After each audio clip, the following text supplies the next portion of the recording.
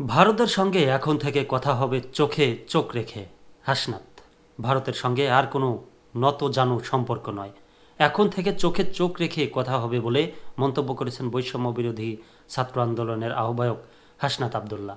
মঙ্গলবার আন্তর্জাতিক মানবাধিকার দিবস উপলক্ষে রাজধানীর সরোয়ার্দী উদ্যানে আয়োজিত গণজামায়াতে তিনি এ মন্তব্য করেন।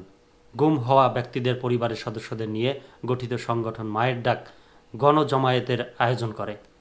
গণজামায়াতের হাসনাত আবদুল্লাহ বলেন, ভারত চেয়েছে সংখ্যালঘুদের উস্কে দিয়ে দেশে অস্থিতিশীল পরিবেশ তৈরি করতে, কিন্তু আমরা ভারতের ফাঁদে পা দেইনি। তাদের সঙ্গে আর কোনো সমঝোতার রাজনীতি চলবে না।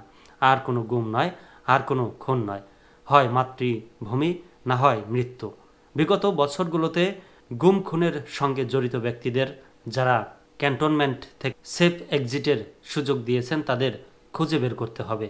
একই সঙ্গে তারা আমাদের পুলিশকে বিরোধী মত দমনে গুম খুনের কাজে ব্যবহার করেছে, তাদেরকেও সামনে আনতে হবে।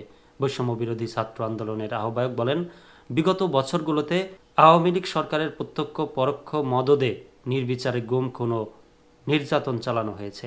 এসব ঘটনার সঙ্গে জড়িত অনেক ব্যক্তিকে ক্যান্টনমেন্ট থেকে নিরাপদে বের হয়ে যাওয়ার সুযোগ দেওয়া হয়েছে।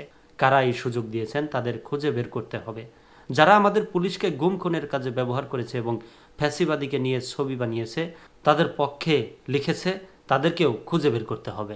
হাসনাত আবদুল্লাহ বলেন, 1971 সালকে পুঁজি করে যাদের সম্মান নষ্ট করা হয়েছে তাদের সম্মান ফিরিয়ে দিতে হবে। বিচার নিশ্চিত না করে আমরা রাজপথ ছাড়ছি না। ক্ষমতায় যাবার আশায় যেসব রাজনৈতিক দল আওয়ামী লীগকে ক্ষমা করার কথা বলেছে তাদের উদ্দেশ্যে কখনো সফল হবে না। ক্ষমতায় যাবার আশায় যেসব রাজনৈতিক দল আওয়ামী লীগকে ক্ষমা করার কথা বলেছে তাদের উদ্দেশ্য কখনো সফল হবে না। যারা বিচারের আগেই আওয়ামী লীগকে আবার রাজনীতির মাঠে নামতে চান তাদের শহীদদের রক্তের উপর দিয়ে যেতে হবে।